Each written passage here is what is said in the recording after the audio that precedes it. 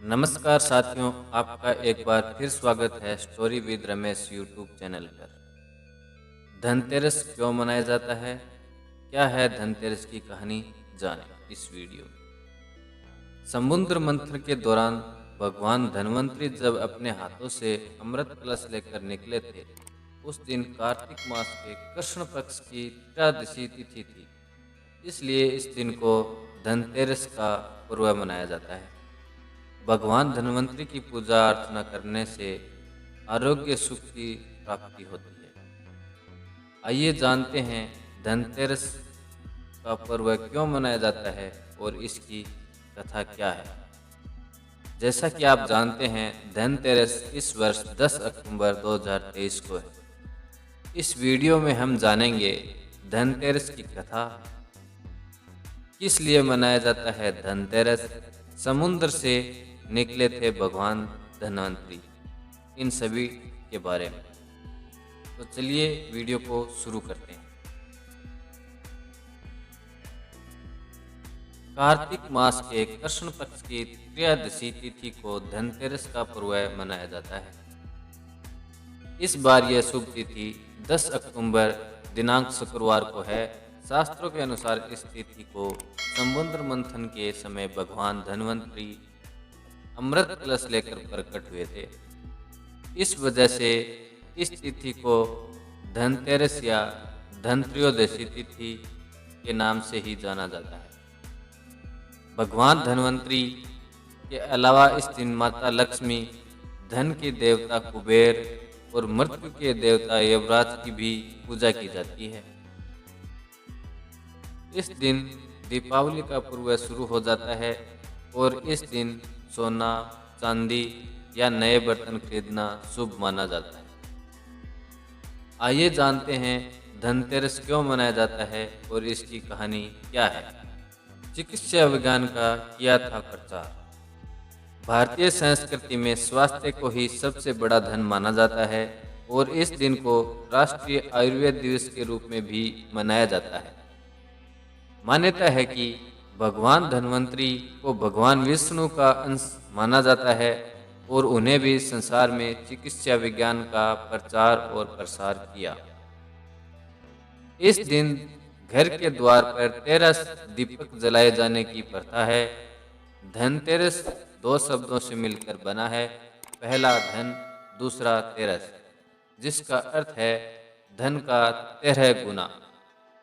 भगवान धन्वंतरी के प्रकट होने के कारण इस दिन को वेद समाज धन्वंतरी जयंती के रूप में भी मनाया जाता है।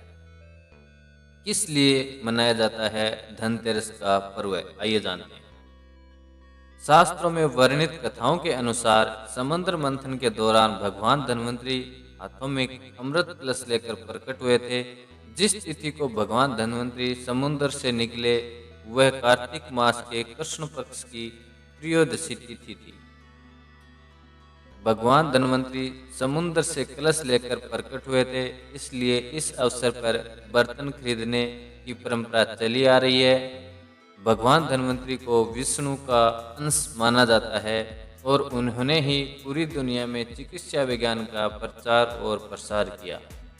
भगवान धन्वंतरी के बाद माता लक्ष्मी 2 दिन बाद समुद्र से निकली थी, इसलिए उस दिन दीपावली का पर्व मनाया जाता है और उनकी पूजा अर्चना करने से आरोग्य सुख की प्राप्ति होती है।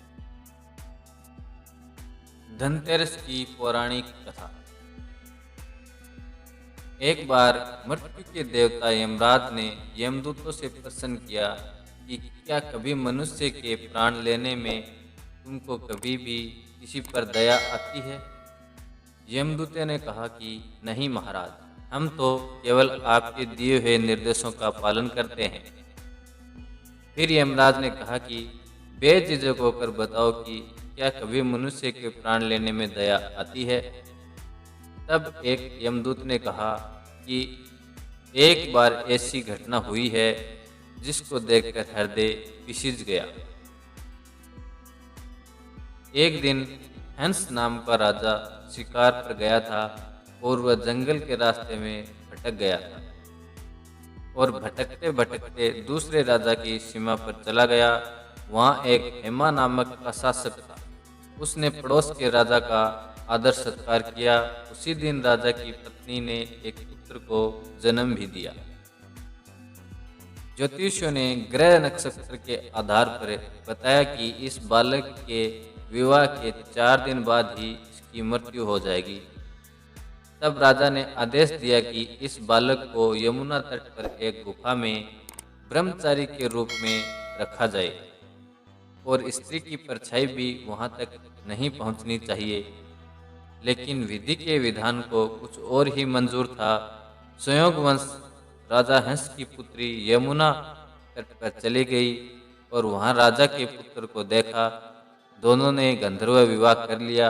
विवाह के 4 दिन बाद ही राजा के पुत्र की मृत्यु हो गई। तब यमदूतों ने कहा कि उस नवविवाहिता का करुण विलाप सुनकर हृदय पिसीज गया था। सारी बातें सुनकर यमराज ने कहा कि क्या करें, ये तो विधि का विधान है और मर्यादा में रहते हुए ये काम करना पड़ेगा। यमराज ने बताए उपाय। यमदूत ने पूछा कि ऐसा कोई उपाय है जिससे अकाल मृत्यु से बचा जा सके।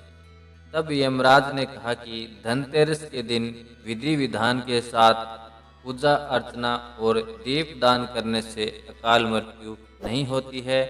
इसी घटना की वजह से धनतेरस के दिन भगवान धन्वंतरी और माता लक्ष्मी की पूजा की जाती है और दीपदान किया जाता है। मित्रों, ये थी आज की हमारी कहानी। आशा करते हैं आज की ये कहानी आपको ज़रूर पसंद आई होगी। अगर आज की ये कहानी आपको पसंद आई तो वीडियो को लाइक कर चैनल को ज़रूर सब्सक्राइब करिएगा। फिर मिलते हैं ऐसे ही किसी ज्ञानवर्धक कहानी के साथ। तब तक आप हंसते रहें, मुस्कुराते रहें।